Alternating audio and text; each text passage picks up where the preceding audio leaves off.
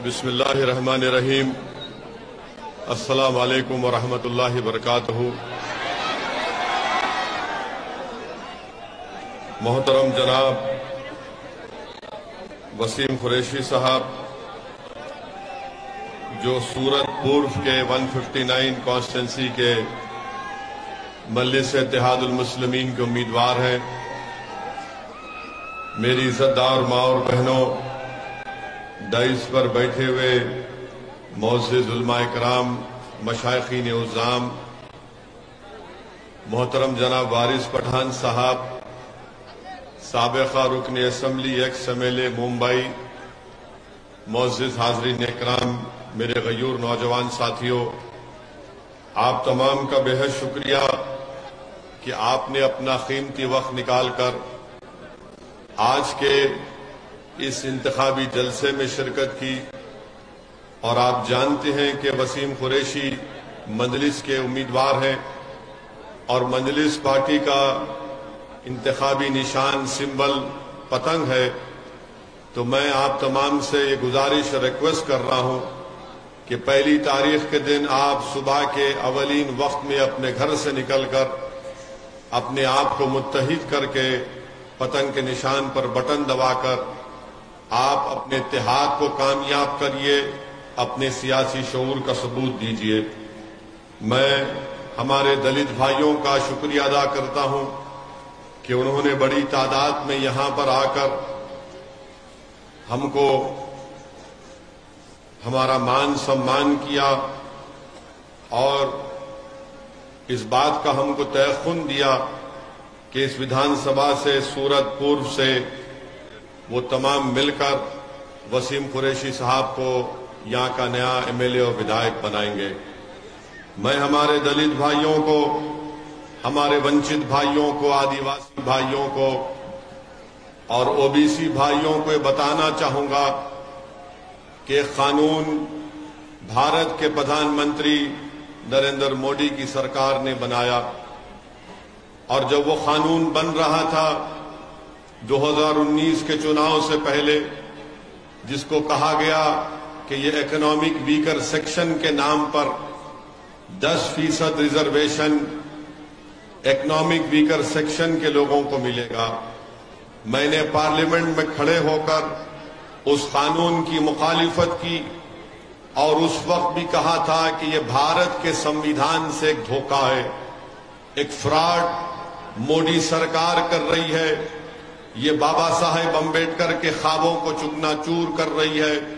इस तरह का कानून बनाकर मैं ना सिर्फ गुजरात बल्कि पूरे भारत के हमारे दलित, आदिवासी और ओबीसी सेक्शन के भाइयों और बहनों को बताना चाहूंगा कि इस कानून के जरिए बीजेपी ने, भाजपा ने जो इकोनॉमिक वीकर सेक्शन के नाम पर कानून बनाया, वो ईडब्ल्यूएस का कानून नहीं है बल्कि वो अपर कास्ट का कानून बनाया गया।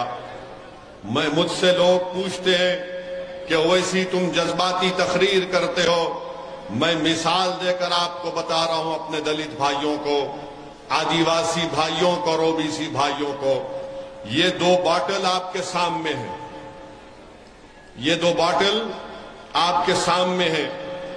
ये एक बॉटल में शेड्यूल कास्ट भाइयों को मिलेगा 17% और शेड्यूल ट्राइब भाइयों को शायद 7% मिलेगा और ओबीसी भाइयों को 27% मिलेगा इस एक बॉटल से। और इस बॉटल से 10% हिस्सा मिलेगा अपर कास्ट के लोगों को इकोनॉमिक वीकर सेक्शन ग्राउंड के नाम पर। अब गुजरात के दलित भाइयों को, आदिवासी भाइयों बहनों को और ओबीसी के हमारे जिम्मेदारों को सोचना है कि एक बॉटल से 3 लोगों को अपना हिस्सा मिलना है और मोदी सरकार ने एक बॉटल से 10% इकोनॉमिक वीकर सेक्शन के नाम पर रिजर्वेशन दे दिया। अब आप बताइए कि कौन आपका हमदर्द है, कौन आपसे आपका हक छीनना चाह रहा है। और इसीलिए मैंने उस वक्त पार्लियामेंट में कहा था कि कानून बाबा साहिब अम्बेडकर के ख्वाबों को चूकनाचूर करेगा।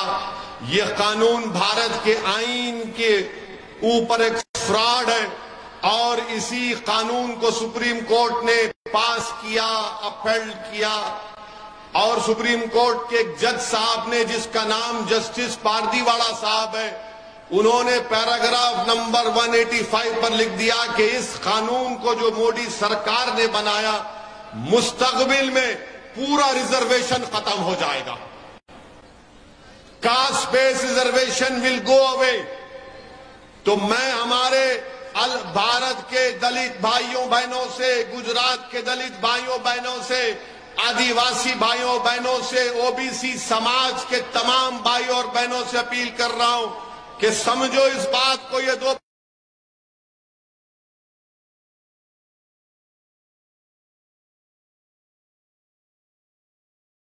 का शेड्यूल ट्राइब और ओबीसी होगा। अब आपको फैसला करना है। अगर आप भाजपा को वोट देंगे तो याद रखिए, मुस्तकबिल में कास्ट बेस्ड रिजर्वेशन खत्म हो जाएगा।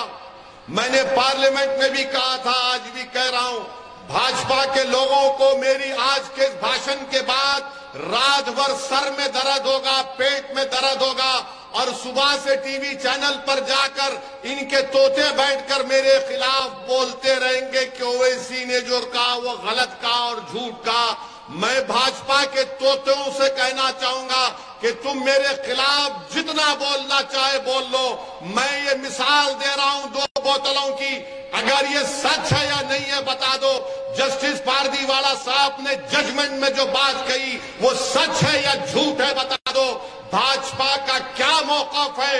अरे हजारों साल से दलितों पर जुल्म हुआ। रिजर्वेशन किसको मिलता है?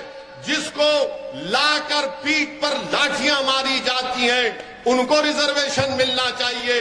अगर कोई दलित समाज का लड़का घोड़ी पर बैठकर अपनी बारात को निकालता है तो उसको पीटा जाता है।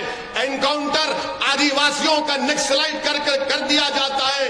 अरे सोशल जस्टिस के नाम पर रिजर्वेशन मिलना चाहिए, सोशल डिस्क्रिमिनेशन के नाम पर रिजर्वेशन मिलना चाहिए। मगर नरेंद्र मोदी की सरकार ने ईडब्ल्यूएस के नाम पर अपर कास्ट का एक कोटा क्रिएट कर दिया। और याद रखिए, आने वाले सालों में भाजपा और आरएसएस की यही कोशिश है कि दलितों से, आदिवासियों से, ओबीसी समाज का कास्ट बेस्ड रिजर्वेशन खत्म करके रख दिया जाए। ये बात इनको समझना है। अगर आप भाजपा को वोट देना चाहेंगे दे दो, मगर याद रखो, आज आपको रिजर्वेशन मिल रहा है, कल नहीं मिलेगा। बीजेपी और आरएसएस कहेगी कि गरीबी के नाम पर रिजर्वेशन मिलना चाहिए। मैं आपको बता रहा हूं, ईडब्ल्यूएस के नाम पर अगर सबसे कमजोर अगर कोई है, इकोनॉमिक तौर पर, माशी तौर पर जो पैसों में सबसे गरीब है, हमारे दलित आदिवासी भाइयों को छोड़कर तो अल्पसंख्यक समाज का मुसलमान है। बताओ कितनों के पास ईडब्ल्यूएस का सर्टिफिकेट है? यहां पर आपके पास कितनों के पास ईडब्ल्यूएस का सर्टिफिकेट नहीं है? हाथ उठाओ। ईडब्ल्यूएस का सर्टिफिकेट किसके पास नहीं है? शर्माओ मत, डरो मत मोदी से। मैं खड़ा हुआ हूं, एक मर्द तुम्हारे सामने खड़ा हुआ है। इतने लोगों को एक सर्टिफिकेट नहीं मिलता तो किसको मिलता है? और मोदी जी क्या कहते हैं? जिसकी सालाना आमदनी 8 लाख होगी उसको मिलेगा। अब आपकी सालाना आमदनी कितनी होगी? अल्पसंख्यक समाज मुसलमान का बहुत से बहुत गरीब कमाता होगा 20,000 या उससे भी कम, और उनको सर्टिफिकेट नहीं दिया जा रहा है। किसको दिया जा रहा है? जो ऑलरेडी आसमानों पर है और जो जमीन पर है उनको उठाने की बात नहीं कर रहे हैं, और जिनको मिलना चाहिए उनको नहीं मिलता है। इसीलिए मेरे अजीज दोस्तों और बुजुर्गों, ये जो कानून भाजपा ने बनाया और जिसको सुप्रीम कोर्ट ने अपहेल्ड किया, हम उस कानून के खिलाफ थे और रहेंगे। हम उस सुप्रीम कोर्ट के फैसले को बड़ी इज्जत के साथ गलत मानते हैं। तो ये हमारी बात को हमारे दलित भाइयों को, हमारी बहनों को, आदिवासी समाज के और ओबीसी समाज के लोगों को समझना पड़ेगा। यानी ईडब्ल्यूएस में 8 लाख सालाना आमदनी रिजर्वेशन मिलेगा, और वो दलित बच्चा, उसको स्कॉलरशिप मिलना है तो उसकी बाप की सालाना आमदनी 2.5 लाख होनी चाहिए। उनको 8 लाख और इनको स्कॉलरशिप के लिए 2.5 लाख। और मोदी जी गुजरात में आके बोलते मैंने गुजरात को बनाया, मैंने गुजरात को बनाया। मैं तो कहूंगा मोदी जी आपने सबको बना दिया, आपने सबको बना दिया, आपने सबको बेवकूफ बना दिया। आने 2014 में भारत के प्रधानमंत्री जब यहां गुजरात के मुख्यमंत्री थे, उन्होंने कहा था गुजरात में बाहर से पैसा आएगा ब्लैक का और हर एक के अकाउंट में 15-15 लाख डाल दिया जाएगा। बोला था ना, 2 करोड़ नौकरी सबको दी जाएगी। भाइयों बहनों, चाय पी पी कर झूठ बोला भारत के प्रधानमंत्री ने। तो एक वाकया याद आया हमको, हमारे वालिद मरहूम बोलते थे, ये भाजपा वाले दिल पर ना ले, लाइटर वेन में ले, मजाक के तौर पर ले। एक बादशाह था, बादशाह के दरबार में कोई गया तो उसने बहुत अच्छा गाना गाया। तो बादशाह ने कहा क्या गाया तूने? बादशाह ने चाय पी और बादशाह ने चाय पीकर कहा इसको 10 सोने की अशरफी दे दो। वो फिर और अच्छा गाया तो बादशाह ने और चाय पी और चाय पीकर कहा इसको 1 घर दे दो। फिर उसने और अच्छा गाया तो बादशाह ने कहा इसके बेटे को नौकरी दे दो। उसने और अच्छा गाया तो बादशाह ने और चाय पी और कहा कि इसके अकाउंट में 15 लाख रुपए डाल दो।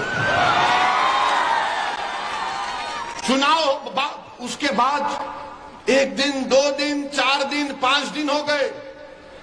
वो बेचारा जो उसको 100 सोने की अशरफी का वादा, उसके बेटे को नौकरी का वादा, उसके अकाउंट में 15 लाख, वो बादशाह के पास गया। बादशाह, मैंने तो आपको चाय पी, आपने चाय पी पी कर कहा था, मैंने गाना भी गाया, आपने ऐलान किया। तो बादशाह ने कहा वो बात गई, खत्म हो गई। बोले कैसे? तूने गाकर खुश किया, मैंने ऐलान करके खुश कर दिया तेरे को।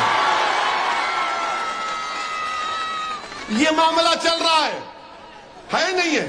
सही बात है ना? बिल्कुल दिल पे लगी, दिमाग पे पहुंच गई। अच्छा, अब दूसरा ले लो। ये भाजपा एक है तो पीछे कांग्रेस और वो एक छोटा रिचार्ज दिल्ली का भी आ गया। तो दोनों में 3 लोग खड़े हुए थे, भाजपा, कांग्रेस और वो छोटा रिचार्ज। सूरत में आए और आकर एक ने कहा ये माने दिल पे मत लो, लतीफा है, लाइटर वेन में है। तो एक ने कहा कि मेरे पास इतनी बड़ी दौलत है, इतनी जमीन है मेरे पास। ये हमारे छोटे भाई ने अपनी तकरीर में कहा था। उन्हें कहा इतनी बड़ी जमीन है कि अगर हम जमीन पर फर्टिलाइजर डालकर जब वापिस आते हैं पूरी जमीन पर अनाज खड़ा हो जाता है। तो वो दिल्ली का छोटा रिचार्ज बोला हाँ, इतनी जमीन तेरे पास है कि फर्टिलाइजर डालते हैं और वापिस आए जब तक अनाज उग जाता? बोले हाँ उग जाता। उसने बोला ओहो, ये तो लंबी छोड़ा, मुझे भी लंबी छोड़नी चाहिए। उसने कहा मेरे पास क्या है तुझे मालूम? तो बादशाह ने पूछा क्या है तेरे पास? बोले मेरे पास इतना लंबा बंबू है कि अगर हमारा दिल नहीं बहलता तो हम एक गांव के तारे को खींचकर सूरज पूर्व में लाते हैं और जब उसका दिल नहीं भरता तो उसको भरूच में लेकर जाते हैं उस तारे को। तो कांग्रेसी ने पूछा ये बता कि वो बंबू तू कहां रखता? तो उसने कहा तेरे बाप के घर में रखता हूं। अरे ये क्या है? गारंटी कार्ड, गारंटी कार्ड दे दिए। गारंटी कार्ड से क्या होने वाला है? 2017 में कांग्रेस ने भी किया था ना, ऐलान किया था, लंबी लंबी लाइन थी, घर 9 घर किया था ना। कहां गई कांग्रेस? अब ये छोटा रिचार्ज आके बोल रहा है वो, अरे क्या कर रहे हैं? कब तक जनता को आप धोखा देंगे? अरे प्रधानमंत्री बन गए, मुख्यमंत्री से प्रधानमंत्री बनकर 8 साल हो गए, 15 लाख छोड़ो 15 पैसे अकाउंट में नहीं आए। प्रधानमंत्री बन के 8 साल हो गए, नौकरी नहीं दिए। अब कह रहे हैं कि मैं 2024 तक 10 लाख नौकरी दूंगा। तो ये आपको समझना है कि आपके वोट के लिए आपको झूठ बोला जाता है, आपको धोखा दिया जाता है ताकि आपका वोट हासिल कर लो और उसके बाद आपको भूल जाओ। मजलिस इस तरह की बड़ी बड़ी दावे और बातें नहीं करती हैं। इसीलिए मैं आपसे अपील कर रहा हूं कि 1 दिसंबर के दिन आप अपने वोट को सही तरीके से इस्तेमाल करिए। वसीम कुरैशी मजलिस के उम्मीदवार हैं, उनको कामयाब करिए। अच्छा, आप जानेंगे, आप देखेंगे कि हमारे यहां से जाने के बाद कल कांग्रेस और छोटा रिचार्ज के लोग और भाजपा के लोग कल मीडिया को बुला बुला कर बोलेंगे कि ओवैसी ने जो बातें की है ना वो बहुत गंदी थी,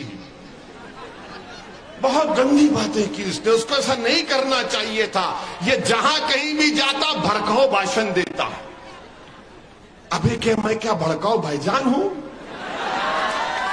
मैंने किसके खिलाफ कहा? मैं किसी के खिलाफ कहता नहीं हूं, सच्चाई को बयान करता हूं तो इनको तकलीफ हो जाती है।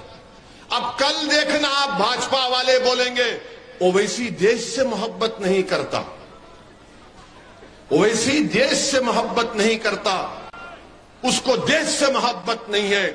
कांग्रेस बोलेगी कि ओवैसी बीजेपी को जिताने के लिए चुनाव लड़ता है, और ये छोटा रिचार्ज बोलेगा ओवैसी देश का दुश्मन है। अब ये तीनों एक हो जाते हमारे खिलाफ। अब आपको मैं बता रहा हूं हमसे नफरत क्यों है, क्योंकि हमने आकर जनता के दरमियान में बाबा साहिब अम्बेडकर के संविधान को सामने रखकर हमने बात को कहा।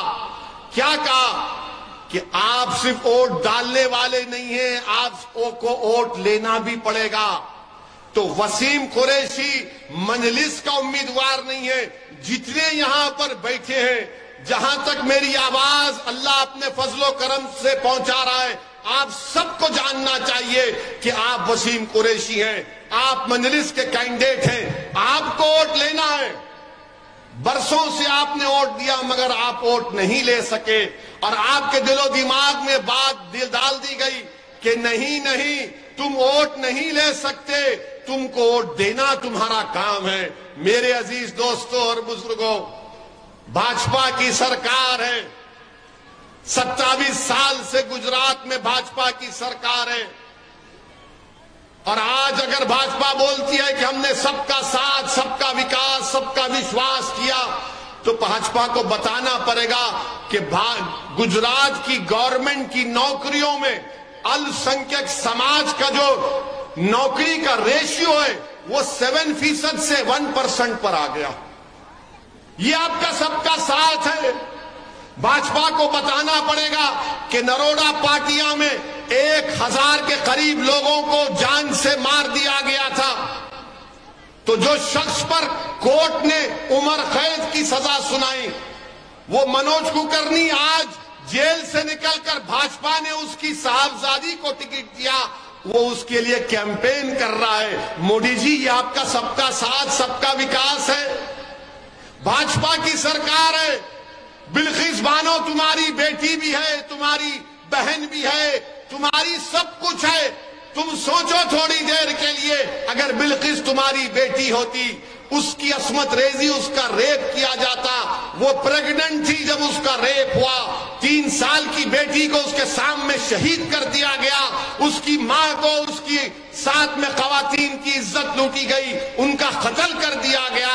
अगर आज बिल्किस के दर्द को आप नहीं समझेंगे तो कौन समझेगा बताओ। जिन लोगों ने बिल्किस से बर्ताव किया, नरेंद्र मोदी ने दिल्ली में बैठकर ये ऑर्डर पास कर दिया कि जिन्होंने बिल्किस का जिंदगी को बर्बाद कर दिया, बिल्किस की बेटी को खत्म कर दिया, उसकी मां की इज्जत लूट ली, उन लोगों को छोड़ दिया भाजपा ने, उन लोगों को छोड़ दिया। वो आ गए दोबारा माशरे में। बताओ, जो मुझ पर तनकीद करते कि ओवैसी की पार्टी खड़े होने से भाजपा का फायदा होता है, क्या तुम्हारी जबानें गूंगी क्यों हो जाती है जब बिल्किस का नाम आता है? कौन लड़ेगा बिल्किस के लिए? बिल्किस कोई मुसलमान का मुद्दा नहीं, बिल्किस कोई हमारी महिलाओं का मुद्दा नहीं, बिल्किस भारत की महिलाओं का, भारत की अजमत का मुद्दा है। मेरे अजीज दोस्तों और बुजुर्गों, पूछो वो छोटा रिचार्ज से बिल्किस पर बोलो, नहीं बोलेंगे, नहीं बोलेंगे बिल्किस के ऊपर। और भाजपा क्या करती है कि किसी एक जगह पर एक फंक्शन हो रहा था, किसी बच्चों ने इल्जाम लगा दिया उन पर कि उन्होंने पत्थर फेंका, तो उनको खेड़िया में रोड पर लाकर भाजपा की सरकार ने उनको लठों से पीटा, मारा, वीडियोग्राफी की। किसने आवाज उठाई उन बच्चों के मारने और पीटने पर? थोड़ी देर के लिए अपने सीनों पर हाथ रखो नौजवानों। अगर तुमको इस चौरस्ते पर लाकर इतना मजमा खड़ा करके तुमको लठों से मारा जाएगा और जनता नारे लगाएगी, सीटी लगाएगी, तो तुमको उस लठ की मार से ज्यादा तुमको बेइज्जती महसूस होगी। किसने आवाज उठाई? मैंने उठाया। और आज हमसे कहते हैं कि ओवैसी आने से ऐसा होता है। 27 साल से आपने इन तमाम पार्टियों को वोट दिया, मगर नतीजा क्या निकला? आपको क्या हासिल हुआ? जब चुनाव आते तो सब लोग जो धोखा देते आ जाते हैं कि नहीं नहीं, ओवैसी की बात में मत आओ, भाजपा को वोट मत दो, कांग्रेस को दे दो या ये छोटा रिचार्ज को दे दो, हमको मिलके रहना है। अरे कब से मिलके नहीं है? कब से मिलके नहीं रह रहे हैं? ये मिलके रहने का मसला नहीं है, ये दिलों को मिलाने का मसला है, ये आंख से आंख मिलाने का मसला है। ये गुलामी का मसला नहीं है कि सामने बैठकर अगर कोई कुर्सी पर बैठेगा तो मैं भी कुर्सी पर पैर पे पैर डालकर बैठूंगा और बोलूंगा, बोल अब क्या करेगा, मेरे लिए इंसाफ करेगा नहीं करेगा। ये मिजाज आपको पैदा करना है। मेरी तकरीर की आवाज सुन के नहीं बोलना है, पोलिंग बूथ को जाकर पतंग पे बटन दबाकर बोलना है, अब मैं मारा हूं, अब बैठूंगा और बात करूंगा मैं। ये मिजाज, ये सोच, ये फिक्र आपको पैदा करना है मेरी इज्जतदार मां और बहनों। ये इन मुद्दों को उठाते हैं तो इनको तकलीफ पहुंच जाती है। अच्छा, भाजपा ने कहा कि हम गुजरात में यूनिफॉर्म सिविल कोड लेकर आएंगे। क्यों लाएंगे यूनिफॉर्म सिविल कोड? ताकि आपकी तहजीब को, आपकी शनाख्त को, आपकी हर चीज को खत्म करके रख दिया जाए। अगर आपकी कोई चीज जिंदा आपको रखती है तो आपकी तहजीब, आपकी शनाख्त, जो भारत के संविधान के आर्टिकल 29 से आपको प्रोटेक्शन मिलता है। पूछो ये छोटा रिचार्ज से जो गारंटी कार्ड की बात करता है, बोलो यूनिफॉर्म सिविल कोड पर, बोलेगा इस पर नहीं बोलेंगे। बिल्किस पर बोलो तो बोलेगा नहीं बोलेंगे बिल्किस के ऊपर। हम भाजपा से पूछना चाह रहे हैं, यूनिफॉर्म सिविल कोड आप ला रहे हैं तो डिस्टर्ब एरियाज एक्ट क्यों नहीं खत्म करते आप, जिसको आप लोग गुजरात में अशांति एरिया कहते हैं ना, हाँ आसान धारा कहते हैं। आसान धारा हटना चाहिए नहीं हटना चाहिए? बोलो, अरे हाथ उठाकर बोलो। घर खरीदना है तुमको? अब पूछो छोटा रिचार्ज से, भाजपा से, कांग्रेस से, बोलेंगे इसका बर मत बात कर, ना ना ना, भाजपा को हराना है। अरे ये छोड़ो, हम आएंगे तो करेंगे। अरे तुम आ ही नहीं रहे हो 27 साल से, हम आएंगे तो करेंगे। अरे दूल्हे की बारात आती नहीं है, आ रहा है दूल्हा, कहां है दूल्हा? 27 साल से भाजपा जीत रही है और आपको डरा डरा कर आपका वोट ले रहे हैं। ये डिस्टर्ब एरियाज एक्ट खत्म होना चाहिए। मगर भाजपा बोलती यूनिफॉर्म सिविल कोड। कैसे यूनिफॉर्म सिविल कोड और डिस्टर्ब एरियाज एक्ट रहेगा एक साथ? गुजरात में अगर कोई अपना धर्म परिवर्तन करना चाह रहा है, जो भारत के संविधान में फ्रीडम ऑफ रिलीजन जिसको बाबा साहिब अम्बेडकर ने दिया, बगैर सरकार के परमिशन के नहीं लिया जा सकता। मेरे अजीज दोस्तों और बुजुर्गों, आप जानते हैं कि आपकी इस विधानसभा में यहां पर पूरब 159 में स्कूल नहीं है, 8वीं जमात के बाद कोई स्कूल नहीं है।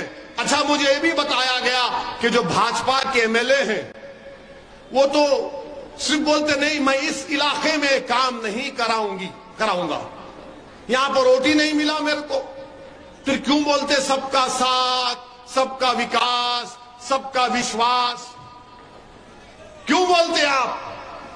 और भाजपा बोलती नहीं हमको वोट नहीं मिला, हम काम नहीं कराएंगे। मैं आपको मेरी मिसाल बताता हूं। अल्लाह ने मुझे 2 मरतबा एमएलए बनाया, 4 मरतबा एमपी अल्लाह ने बनाया। हैदराबाद की जनता को सलाम।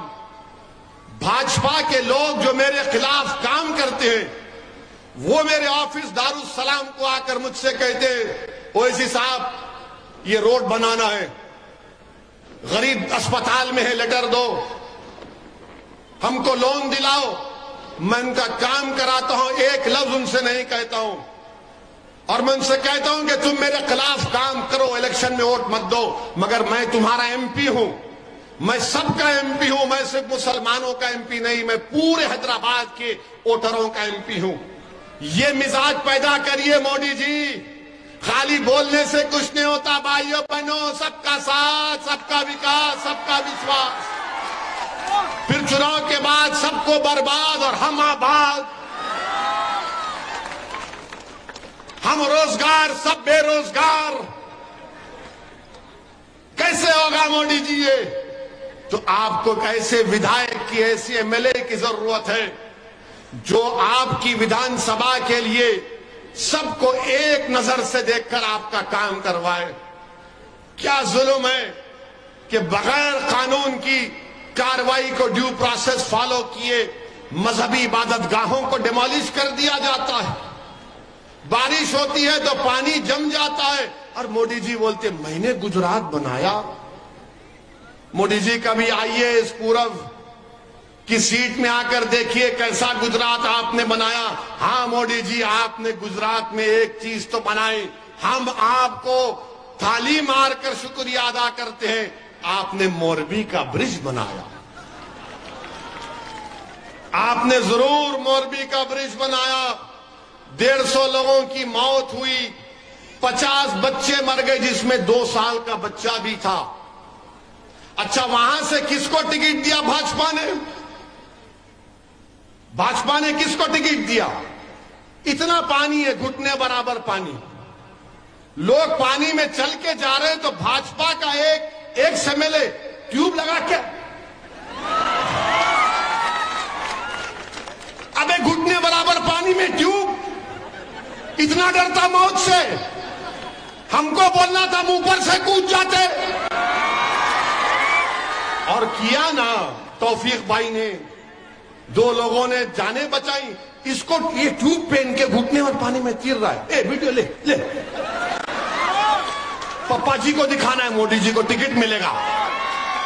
अरे घुटने बराबर पानी में तीर रहा है, उसको मोदी जी टिकट दे दिए।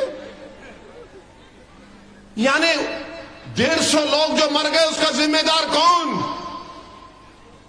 वो जो 2 साल का बच्चा मर गया उसके मां बाप को क्या कहा जाएगा? जो 50 बच्चे मर गए उनके मां बाप पर क्या गुजरती होगी? उस मां पर क्या गुजरती होगी जो 9 महीने अपनी औलाद को अपने पेट में पाला होगा? मेरे अजीज दोस्तों और बुजुर्गों, भाजपा के दौर में कीमतें आसमानों को छू रही हैं, तनख्वाहें कम हो रही हैं, पेट्रोल डीजल की कीमतें बढ़ रही हैं, हर चीज महंगी हो चुकी है, और भाजपा क्या कहती है? यूनिफॉर्म सिविल कोड लाएंगे। ये छोटा रिचार्ज बोलेगा, बिल्किस पे नहीं बात करेंगे, गारंटी कार्ड देंगे। अरे कार्ड की जरूरत नहीं है, जबान से बोलो। जो गरीब लोग आज गारंटी कार्ड को देखकर सोच रहे हैं, मैं आपको पैगाम देना चाह रहा हूं, यही दिल्ली की सरकार थी जब 2019 और 20 में कोविड शुरू हुआ था, तो तबलीगी जमात को बदनाम करने वाला यह दिल्ली का मुख्यमंत्री था। यही शख्स था जिसने तबलीगी जमात पर झूठा इल्जाम लगाया, और उसके बाद कोर्ट ने उसके इल्जाम को झूठा बना दिया। आप बताइए मेरे अजीज दोस्तों और बुजुर्गों, आपको ऐसे एमएलए की जरूरत है जो आपकी तकलीफ को बयान कर सके, जो आपके लिए लड़ सके, जो आपके मसाइल को उठा सके। हाँ, ये सब मेरी आवाज को पसंद नहीं करते, ये सब मुझसे नफरत करते हैं, चाहे कांग्रेस हो भाजपा हो। मगर याद रखो, मैं अगर आपके दरमियान में आया हूं तो इंशाअल्लाह आता रहूंगा जब तक अल्लाह अपने करम और फजल से मुझे जिंदा रखेगा। मैं सिर्फ चुनाव की हद तक नहीं आया हूं, मैं बार बार तुम्हारे दरमियान में आता रहूंगा। ये मेरी आवाज नहीं है, ये तुम्हारी दिलों में छुपी हुई आवाज को मैं अपनी जबान से बयान कर रहा हूं। जो बरसों से तुम्हारे दिलों में जो तड़प थी, उस तड़प को बयान कर रहा हूं। जो बुजुर्गों के दिलो दिमाग में उनके ख्वाब थे, उन ख्वाबों को पूरा करने की कोशिश मैं कर रहा हूं। जो नौजवानों की आंखों में आंसू थे, उनके आंसू पोंछने का काम मैं कर रहा हूं। हाँ, तुम अगर मेरी आवाज को दबाना चाहते तो दबा लो। हाँ, मेरी आवाज मेरी मौत से खत्म होगी, मगर मुझसे दुश्मनी करने वालों, याद रखो, जब तक मैं जिंदा रखूंगा अल्लाह मुझे जिंदा रखेगा। मैं एक नहीं, ऐसे हजारों अल्लाह मुझसे ज्यादा काबिल लोगों को पैदा करेगा। गुजरात में आपको अपनी एक आवाज की जरूरत है, गुजरात में आपको अपनी एक आवाज की जरूरत है। कौन है तुम्हारी आवाज? क्या भाजपा तुम्हारी आवाज है? बोलो, क्या भाजपा तुम्हारी आवाज है? क्या कांग्रेस तुम्हारी आवाज है? क्या दिल्ली का वो मुख्यमंत्री तुम्हारी आवाज है? कोई तुम्हारी आवाज को सुनने तैयार नहीं है। वो सिर्फ यही कहते हैं कि भाजपा को राना हमको वोट दो, और भाजपा दूसरों को डराकर वोट हासिल करती है। तो मेरे इलेक्शन लड़ने का मकसद एक ही है कि आपकी आवाज को मजबूत किया जाए, आपकी आवाज को गुजरात की विधानसभा में भिजाया जाए। चाहे वसीम कुरैशी हो, साबिर काबुली वाला हो, कोई भी मजलिस का नुमाइंदा अगर कामयाब होगा इंशाअल्लाह, तो गुजरात की विधानसभा में जाकर आपकी आवाज बनेगा। लोग बोलेंगे गुजरात की विधानसभा में अगर मजलिस के 8, 10 या 6, 7 एमएलए इंशाअल्लाह कामयाब हो गए तो क्या होगा? सरकार तो किसी और की बनेगी। अरे 27 साल से भाजपा की सरकार बन रही है। अगर किसी की भी सरकार बनती है, गुजरात की जनता तय करेगी। याद रखो, किसी पार्टी को सत्ता में आने से रोकना हम नहीं रोक सकते, हम अपने इत्तेहाद से अपनी आवाज को भिजा सकते।